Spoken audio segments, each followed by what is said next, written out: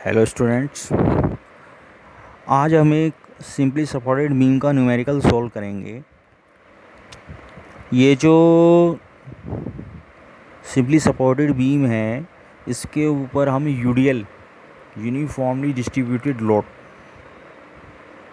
का concept apply करेंगे। यानी हमें एक सिंपली, जो हम डायग्राम में देख रहे हैं, हमें इस डायग्राम में एक simply supported beam A be the हुई है। इस सिंपली सपोर्टेड बीम की जो लेंथ है वो 10 मीटर है। हमें ये जानना होगा कि अगर हमारे पास कोई बीम दी हुई है और उसकी जो दो कंटिन्यूस सपोर्ट्स हैं, उनके जो बीच की जो डिस्टेंस होती है उसको हम लेंथ ऑफ द बीम और स्पैन ऑफ द बीम भी कहते हैं। तो ये जो लेंथ ऑफ द बीम हमें यहाँ पे दी हुई है दो सपोर्ट्स के बीच में, वो हमें 10 मीटर दी हुई है। इस पूरी की पूरी लेंथ पर एक यूडीएल लग रहा है। उस यूडीएल की जो वैल्यू है वो 2 किलो न्यूटन पर मीटर है। तो सबसे पहले हमें यह देखना है कि यूडीएल होता क्या है। यूडीएल जो होता है उसकी जो फुल फॉर्म होती है वो होती है यूनिफॉर्मली डिस्ट्रीब्यूटेड लोड। यानी ऐसा लोड जो किसी बीम की लेंथ पर यूनिफॉर्मली डिस्ट्रीब्यूटेड हो। इसको अगर हमें समझना है तो इसको समझने के लिए ये है कि अगर इस बीम की लेंथ 10 मीटर है तो इसमें 1 metre, 2 metre, 3 metre, 4 metre, 5 metre, 6 metre, 7 metre, 8 metre, 9 metre, 10 metre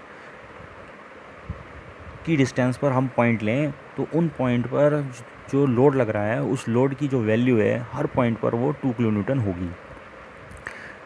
तो यूडीएल की वैल्यू जो 2 किलो न्यूटन पर मीटर होगी, तो उस 2 किलो न्यूटन पर मीटर को समझने के लिए हम इसमें क्या करते हैं, इसके लिए हम ये करते हैं कि यूडीएल का एक फार्मूला होता है। यूडीएल का फार्मूला क्या है? यूडीएल का फार्मूला है कि यूडीएल बराबर इसमें क्या होता है कि यूडीएल बराबर जो होता है total load upon total distance. यानी जो टोटल लोड है वो टोटल डिस्टेंस, कितनी टोटल डिस्टेंस में लगा हुआ है, तो यूडीएल बराबर हो गया total load upon total distance. जैसे यहाँ पर जो हमारी टोटल डिस्टेंस है वो 10 मीटर की है। अगर हमें टोटल लोड कैलकुलेट करना हो तो हम क्या करेंगे, UDL into distance, total distance से मल्टीप्लिकेशन करेंगे। जैसे ये 2 किलो न्यूटन पर मीटर का इसमें हमारे पास यूडीएल लग रहा है, तो अगर हमें इसे टोटल लोड में कन्वर्ट करना है तो हम टोटल लोड, मैंने आपको फार्मूला बताया, यूडीएल बराबर क्या होता है, टोटल यूडीएल बराबर टोटल लोड अपन टोटल डिस्टेंस। यूडीएल की वैल्यू दी है आपको 2 किलोमीटर पर मीटर, टोटल डिस्टेंस है आपके पास 10 मीटर, तो टोटल लोड कितना आ जाएगा 2 इंटू 10 यानी कि 20 किलो न्यूटन। तो ये जो टोटल लोड आया है 20 किलो न्यूटन का, ये इसका इस यूडीएल का इक्विवेलेंट पॉइंट लोड होगा। और ये इक्विवेलेंट पॉइंट लोड जो होगा वो टोटल डिस्टेंस यानी 10 मीटर के सेंटर पे एक्ट करेगा। फिर से मैं बता देता हूँ एक बार कि इसमें हम UDL is equal to total load upon total distance calculate करते हैं, इसका फार्मूला अप्लाई करते हैं। तो टोटल लोड कितना आ जाएगा 2 इंटू 10, क्योंकि यूडीएल हमारा 2 और टोटल लेंथ हमारी 10, तो टोटल लोड कितना आ गया 2 इंटू 10 यानी 20 किलो न्यूटन। तो ये क्या होगा, यूडीएल को हम रिप्लेस करते हैं, रिप्लेस करते हैं एक इक्विवेलेंट पॉइंट लोड से, जो कि जिसकी वैल्यू कितनी आ रही है यहाँ पर 20 किलो न्यूटन। और कहाँ पर एक्ट करेगा वो 10 के हाफ पे, यानी कि 10/2 पर पॉइंट ए से। तो ये कंसेप्ट है इसमें मेन। इसमें भी हमें वही सब चीज़ें करनी है, इक्विलिब्रियम की इक्वेशंस लगानी है हमें, sigma F X equal to 0, sigma F I equal to 0 and sigma M is equal to 0। तो जो sigma F X equal to 0 है उसमें आपको क्लियर ही है कि sigma F X equal to 0 जो है वो जितने भी फोर्सेस लग रहे हैं बीम के ऊपर उन सभी फोर्सेस के हॉरिजॉन्टल कंपोनेंट्स का अलजेब्रिक समीशन है। Sigma F I equal to 0 जो है जितने भी फोर्सेस लग रहे हैं बीम के ऊपर उन सभी फोर्सेस के वर्टिकल कंपोनेंट्स का अलजेब्रिक समीशन है।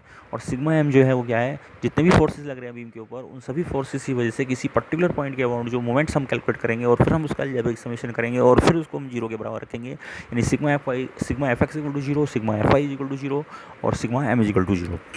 सबसे पहले इसमें हम देखते हैं कि इसमें जो हमें एक simply supported beam A be the हुई है जिसमें पॉइंट ए पर हिंज सपोर्ट है। तो हिंज सपोर्ट अगर होगा तो उसमें रिएक्शन का हॉरिजॉन्टल कंपोनेंट, रिएक्शन का वर्टिकल कंपोनेंट, उसकी रिजल्टेंट रिएक्शन और रिजल्टेंट रिएक्शन का हॉरिजॉन्टल के साथ एंगल अल्फा, ये हमें कैलकुलेट करना है। और जो रोलर सपोर्ट होगा वहाँ पे हमें केवल वर्टिकल डायरेक्शन में रिएक्शन होगी आर भी, वो हमें इसमें कैलकुलेट करनी है। सबसे पहले हम इसमें फार्मूला लगाएंगे sigma F X equal to 0, क्योंकि इसमें हम यहाँ पर देख रहे हैं कि हॉरिजॉन्टल डायरेक्शन में ना तो इसमें कोई फोर्स है ना ही इसमें कोई इंक्लाइंड फोर्स है, तो आर एच की वैल्यू हो जाएगी यहाँ 0। Sigma F X equal to 0 यानी आर एच की वैल्यू 0 क्यों हो गई, क्योंकि ना तो इसमें हॉरिजॉन्टल डायरेक्शन में कोई एक्सटर्नल फोर्स दिया हुआ है, ना ही कोई हमें इंक्लाइंड डायरेक्शन में कोई फोर्स दिया हुआ है। इसके बाद हम इक्वेशन लगाएंगे second, sigma F Y is equal to zero. Sigma F Y is equal to zero लगाएंगे तो उसके लिए हम क्या करते हैं कि आर ए भी वर्टिकल डायरेक्शन में है, आर बी वर्टिकल डायरेक्शन में, तो दोनों को हम प्लस लेंगे, तो R A B plus R B हो गया।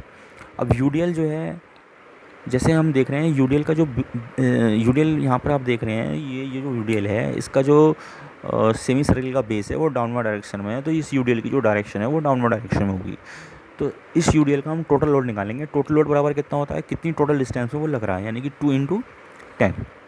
डाउनवर्ड डायरेक्शन में तो माइनस साइन लगाएंगे, तो इसलिए हम यहाँ पे इक्वेशन बनाएंगे sigma F I equal to zero की R A B plus R B minus 2 × 10 is equal to zero. ये इक्वेशन बन के आएगी हमारे पास R A B plus R B equal to 20। इसके बाद हम फाइनल फार्मूला लगाएंगे sigma M is equal to zero. Sigma M is equal to zero जब हम लगाएंगे तो पॉइंट ए के अबाउट हमें मोमेंट्स का अलजेब्रिक समेशन जीरो करना है, यानी क्योंकि पॉइंट ए पर हमारे पास हिंज सपोर्ट है और उसमें हमारे पास रिएक्शन का हॉरिजॉन्टल कंपोनेंट, रिएक्शन का वर्टिकल कंपोनेंट, दोनों की line of action point A से पास कर रही है, तो दोनों की वजह से जो मोमेंट है वो जीरो हो जाएगा। इसके बाद जो रिएक्शन आर बी है वो वर्टिकली अपवर्ड डायरेक्शन में है, तो उसकी वजह से जो मोमेंट होगा पॉइंट ए के अबाउट वो एंटी क्लॉकवाइज होगा, और एंटी क्लॉकवाइज मोमेंट के लिए हम प्लस साइन यूज़ करेंगे, तो रिएक्शन आर बी इंटू 10 इसकी वजह से मोमेंट हो जाएगा। फिर यू डी एल की वजह से जो यू डी एल को हम इक्विवेलेंट पॉइंट लोड में कन्वर्ट करेंगे कि 2 × 10 डाउनवर्ड डायरेक्शन में है, तो ये पॉइंट ए के अबाउट जो मोमेंट क्रिएट करेगा वो क्लॉकवाइज होगा, तो क्लॉकवाइज मोमेंट को हम माइनस साइन के साथ लिखेंगे। सबसे पहले हम निकालेंगे जो 2 किलोन्यूटन का पॉइंट, 2 किलोन्यूटन पर मीटर का जो यू डी एल है वो 10 मीटर की डिस्टेंस में है। तो सबसे पहले हम क्या करेंगे, इसका निकालेंगे हम इक्विवेलेंट पॉइंट लोड, तो कितना होगा 2 × 10 एक ब्रैकेट में लिख देंगे। अब ये कितनी डिस्टेंस पे ऐड करेगा, टोटल डिस्टेंस में कितनी में लग रहा है, 10 मीटर में, तो 10 का हाफ करेंगे, यानी 2 × 10 करेंगे एक ब्रैकेट में, फिर दूसरे ब्रैकेट में लिखेंगे 10/2। अब क्योंकि ये पॉइंट ए के अबाउट मूवमेंट बना रहा है क्लॉकवाइज, तो यहाँ पे कैसे साइन लगाएंगे, माइनस। तो इस तरीके से ये इन दोनों का हम अलजेब्रिक समेशन कर देंगे, यानी फाइनल इक्वेशन जो बनेगी पॉइंट ए के अबाउट अगर मोमेंट की इक्वेशन बनाएं sigma M is equal to zero, तो वो बनेगी माइनस 2 × 10।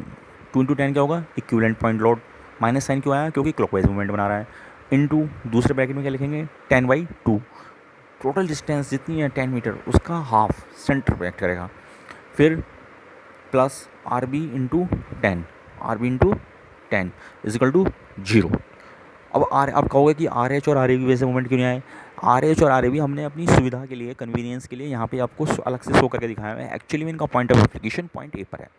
इसी तरह रिएक्शन आर बी का point of application point B पर है, क्योंकि जिस पॉइंट के बाद हम मोमेंट लगा रहे हैं, मोमेंट निकाल रहे हैं, उसी पॉइंट से आर एच और आर ए बी की लाइन ऑफ एक्शन पास कर रही है, तो आर एच और आर ए बी की वजह से इसलिए जो है वो मोमेंट जो है वो वहाँ पर जीरो हो जाएगा। तो ये हमारी इक्वेशंस बन गई हैं, और फर्दर हम इसको सॉल्व करते हैं।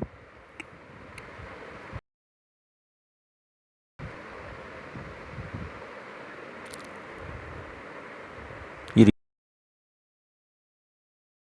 है रिएक्शन आर बी की वैल्यू को समीकरण इक्वेशन नंबर 2 में पुट करिए, तो आर ए बी की वैल्यू आ जाएगी, और फाइनली हमारे पास फार्मूला है ही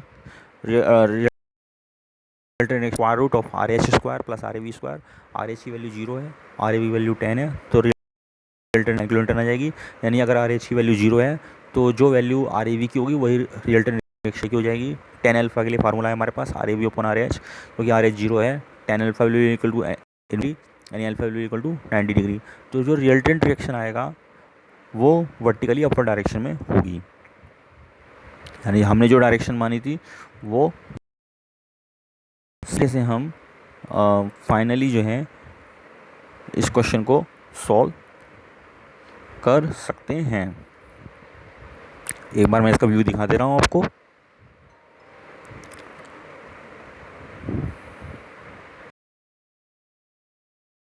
आशा करता हूँ कि ये आपको अच्छी तरीके से समझ में आया होगा, और ये हमने बहुत अच्छा क्वेश्चन लिया है, सिंपल क्वेश्चन जिसमें कि जिसके ऊपर ये एक यूडियल ऐड कर रहा था, जिसकी वैल्यू हमारे पास 2 किलोमीटर पर मीटर थी, टोटल हमारे पास 10 मीटर थी, जिसमें कि पूरी उसकी एंटायर लेंथ, पूरी लेंथ पर एक यूडियल ऐड कर रहा था, उसको हमने सॉल्व किया। Thank you.